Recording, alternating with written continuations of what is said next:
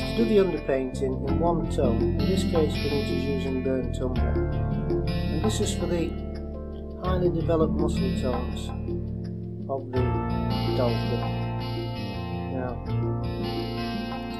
as you can see, John, what I'm doing is I've already got some of this on, and I'm progressively getting darker with it by laying another wash over the top, so it's giving me a stretch and tone lines. We both tend to use burnt umber because it's transparent, and it gives us a bit more brightness when we put colours over the top. And so, although it's going stronger, you can still see the white of the canvas. What is it that you're doing, and what have you done so far? What I've done so far, I started out with a drawing, John, and basically introduced this burnt umber acrylic, and gradually getting darker. You can see my tones getting darker by putting.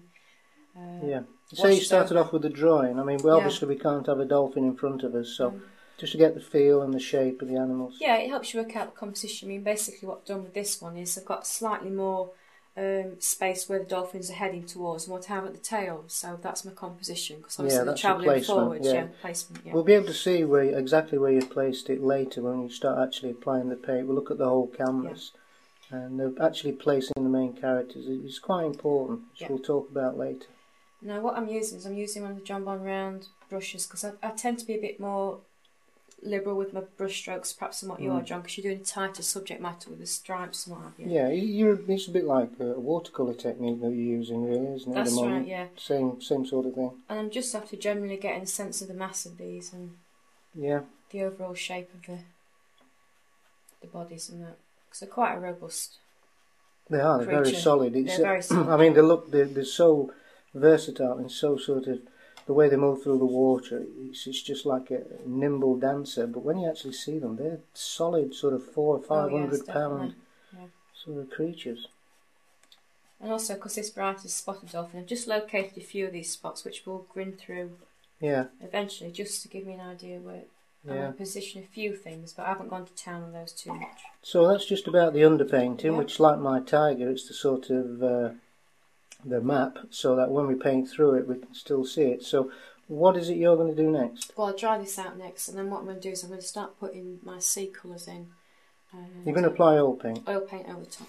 So what are you doing? What have you done so far? I can just see a bit of a dolphin peeking through.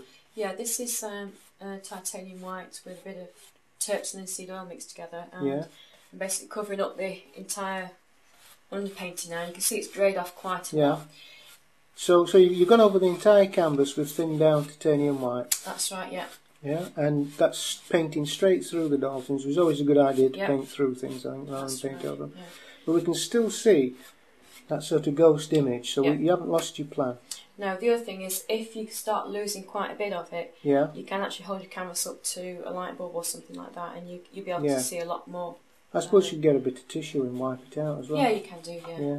It's just that I want to fill in the weave of the canvas a bit. Okay, so you're using a 3/8 flat there, one of the long flats that we use. What colour are you putting on? This is cobalt blue at the moment, and I'm just mapping in roughly where I want it. Yeah. At the moment I've got cobalt blue, lemon yellow, Taylor blue, and the white on the go. Yeah, you're just using cobalt blue at the moment though? Yeah. It's quite a nice pure blue. And that's just spreading it into that white paint that you previously put on. Yeah. I think we've got an aeroplane flying over as well, if anybody can hear any sort of background noises. But this is me and Bonita painting in our sort of studio in real time, and it's like Magnus Magnuson. You've started now, so you're going to have to finish. if a rhinoceros runs through, Bonita, ignore it. Just keep painting. You do tend to switch off though, John, don't you, when you're painting? Yeah, that's right. You tend to go into this little world, don't you? Oh, it can be a big world. So relaxing. Yeah. Strong blue now. There's a bit of Taylor introduced into the cobalt. Yeah.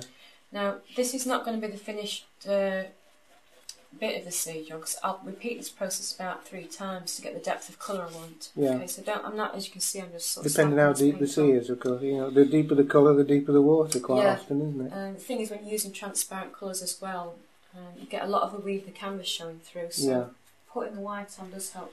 And then what we do is just keep blending that in. Using a big brush. No, it's the same brush that you put the white on with now. This one is, You're blending it out. Yeah. You put most of the colour on at the top and the bottom, and sort of left a lighter area in the middle. I'm pulling the colour down now, but obviously that's going to leave me a lighter area behind the Dolphins, which are quite dark around the fins, so that's going to give them like a kind of halo effect at the end there. This is a usual practice for doing, well, I mean, there's more than one way to skin a rabbit, there's more than one way to paint a painting, but this is the usual thing for a landscape, isn't it? Yeah. I mean, basically, it's a dolphin wildlife picture, but it tells you an awful lot about your subject when you place it where it's supposed to be, whether it's a bank manager with books behind him, or a librarian, or a dolphin's best places in the water. It tells us something about the creature. Now, if you add a bit of lemon yellow into that blue mixture, it'll give you sort of more of a greenish. Yeah, it's just a touch of lemon yellow, because lemon yellow more or less is transparent as well, isn't it? Yeah, that's right. Yeah. Seems to me that's the key to painting underwater, is to, because water's sort of more or less transparent, use transparent colours. It seems to make sense. You just spread that out again. I'm dusting that into the dolphins. Yeah, and of course as the thinners evaporate, you don't get the brush strokes. If anybody had told me sort of painting a sky, or in this case a flat sort of area, if you're getting brush strokes in your paint, it's one of two reasons normally. It's either too wet, i.e. you've put too much thinner in, if so just leave it for a couple of hours, or you've got too much paint on. Either way, you can either scrape some of the paint off, or just leave it for a short while. Let it stiffen up a bit. Yeah, the other thing, John, is if you apply with one brush and then dust out with another, that helps quite a lot. lot. Yeah, the bigger the brush the better. More fibre to it. You're putting some strong colour on now. What's that? Is that still cobalt blue? This one's a mixture of cobalt and phthalo together. Phthalo blue? Yeah, the phthalo blue is quite harsh on its own. It's a very strong pigment. Yeah. And cobalt just knocks it down the tone. But then again, this is a 24 by 18 inch canvas, which is a good size. And you've really got to work in that paint. Yeah, now it's fairly wet at the moment still. I mean, what you do is leave this for about an hour, and then I'll just vigorously dust this over with a clean. Okay, what are you going to do? Shall we come back in an hour and see how you get on? Yeah.